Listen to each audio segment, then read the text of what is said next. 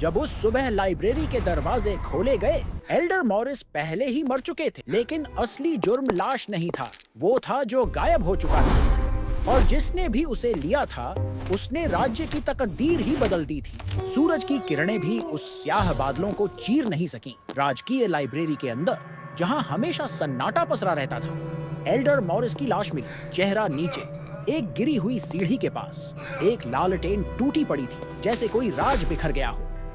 महल पर एक डर का साया छा गया। सबसे ऊंचे टावर से राजा क्लॉरेंस अपने साम्राज्य को निहारते रहे, बिल्कुल स्थिर। वो लाइब्रेरी, जो वर्षों से राजकीय सच छुपाती आई थी, अब एक अपराध स्थल बन चुकी थी।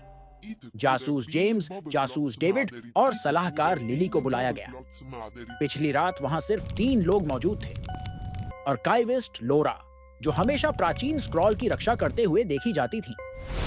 साफ सफाई कर्मी पिप, जिनकी ड्यूटी देर रात की थी। स्कॉलर वैन, जो एक कुलीन परिवार के छुपे इतिहास पर शोध कर रहे थे।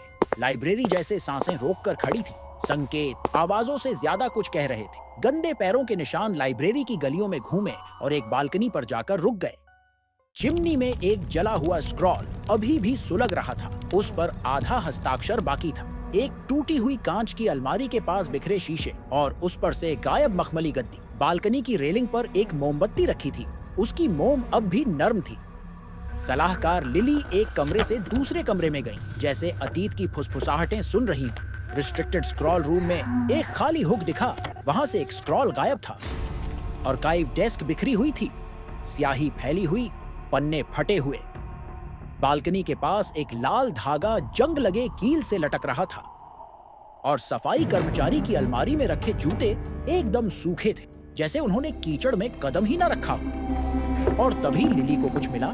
स्कॉलर वेन के बैग में छुपा हुआ था वो गुमशुदा स्क्रॉल, किनारे जले हुए, उसी में लिपटा था एक बुक बाइंडिंग नाइफ, जिस पर गहरा धब्बा था। सच सामने आ गया। मॉरिस ने वैन को उस स्क्रॉल को चुराते हुए पकड़ लिया था, जिसमें राजघराने के विश्वासघात की कहानी थी। बालकनी पर गिर जाने पर वैन घबरा गया और मॉरिस नीचे गिर पड़े।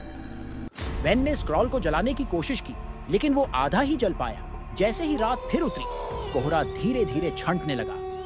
राजकीय लाइब्रेरी अब भी चुप थी, जैसे शोक मना रही हो। राजा क्लॉरेंस अपनी कक्ष से चांद को देख रहे थे। कोई शब्द नहीं बोले गए, पर न्याय हो चुका था। अंधेरे में छुपा, खामोशी में पाया गया। अगर आपको ऐसी रहस्यमयी कहानियां पसंद हैं, तो इस वीडियो को लाइक करें, इसे किसी ऐसे व्यक्ति के साथ शेयर करें